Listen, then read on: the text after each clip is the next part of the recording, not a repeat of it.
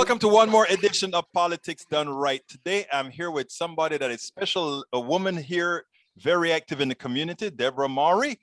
Deborah, how are you doing? Welcome to Politics Done Right. Thanks, Egberto. Good to see you.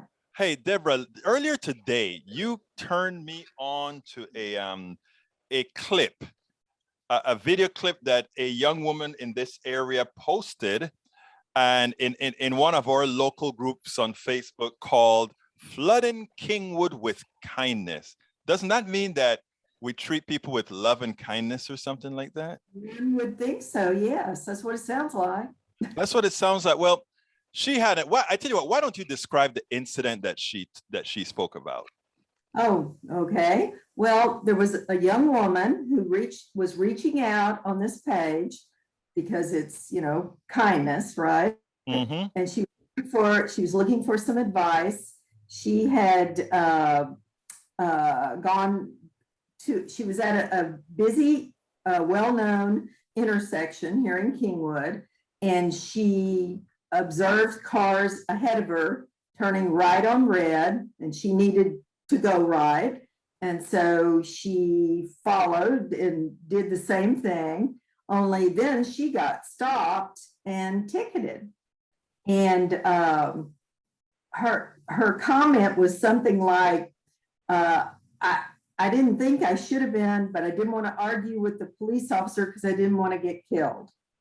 And her question to the group was, should I go to court with this and try to fight it, or what should I do? Well, most of the comments on there were not targeted at actually trying to help her navigate this situation of the ticket. Most of the comments had zeroed in on the comment she made about cops. She didn't want to get killed by cops. And I was amazed. I was just amazed at the cluelessness of the comments. I mean, these people, I think they genuinely didn't understand her concern. Deborah, you are a resident of Kingwood. You live here. You've been here forever. Yep. And what I find is, first of all, I thank you for noticing that immediately, because I think it's going to take people like you to make the kind of change that we always talk about that we want to become, mm-hmm. And for somebody like you to have seen immediately that this woman was looking for help. Her comment wasn't an off comment. As a black man, I can tell you that every time I get stopped by a police officer, my heart is in my throat. And her name was a Latino name, and so okay. I could understand where her comment was coming from. And mm-hmm. instead of them, this group that calls themselves Flooding Kingwood with Kindness, instead of them trying to empathize, there were a few that did. You did, and yep. A few others empathized with what she was saying. But I mean, the viciousness with which they attacked her. And she apparently just pulled it down, but the viciousness with which she was attached, where does that come from? I mean, I know there are certain circles that you have got to be in that Sheik is not in and that I am not in. Please help us understand that concept. I wish I could, because I don't understand it either.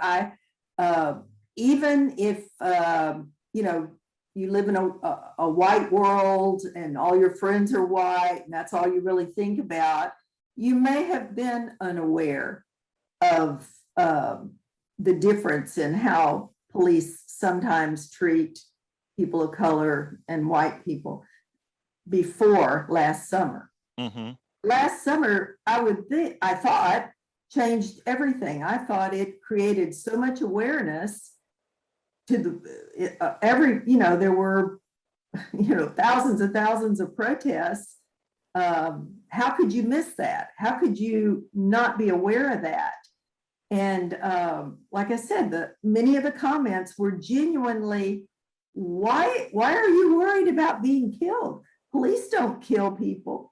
In fact, I printed out a few of the comments. Let's hear some of the comments. I'm Right. interested. Yes. Okay. One of the first ones, and how disrespectful of you to imply you would get killed for asking a question. Cops are not killers. You are obviously very susceptible to propaganda to even say such a thing. You know, that was one. Let's see, here's one. If you believe you'll be killed by a cop for a traffic stop, then you are a criminal or completely brainwashed by Democratic Marxists. Yeah, I mean, there wasn't a lot of empathy there at all. If you don't break the law or look super suspicious, they won't mess with you, right? Yeah. I mean, it just went on and on. I was just amazed at how clueless they were. They couldn't understand why she would feel any kind of fear at all. Well, you know, Deborah, it takes, and you know, when we were talking earlier offline, you were pointing to me that maybe this other person would who responded very well in the feed would make a better spokesperson. You thought, and I told you the reality is, Deborah, is that other well-spoken person happened to be Black. And the audience that I'm trying to reach with to become more empathetic with the way police officers treat, not all, but a lot more than a lot of people would believe, treat people, needed to have someone that they could actually feel a kinship with. Not everybody is like you that can have a kinship with everybody. Some people have to have a kinship with, you understand what I'm saying? I know, I understand, but you know, like I said, it's the level of just cluelessness. It is what I found baffling. I mean, lack of empathy, absolutely, but there was no.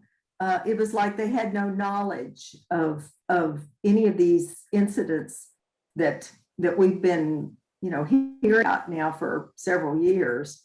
And I'm not sure why that is. I think maybe they consume different media perhaps than many of us do.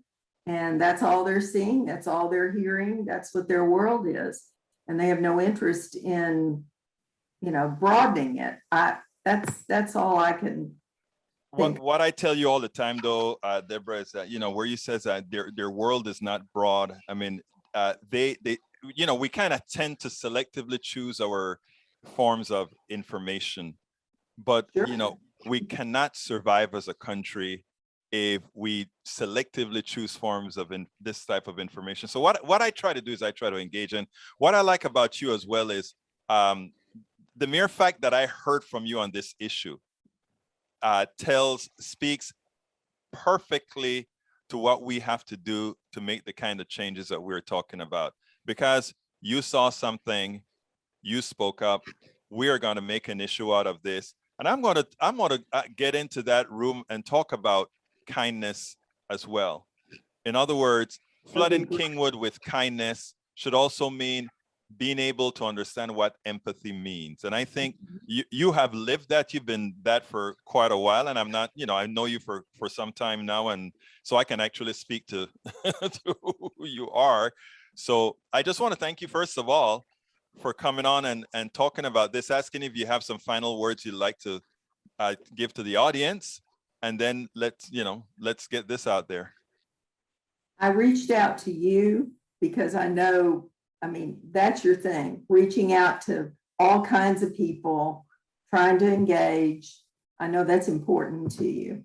And I thought you might have something to contribute to that. So I'm happy to do it.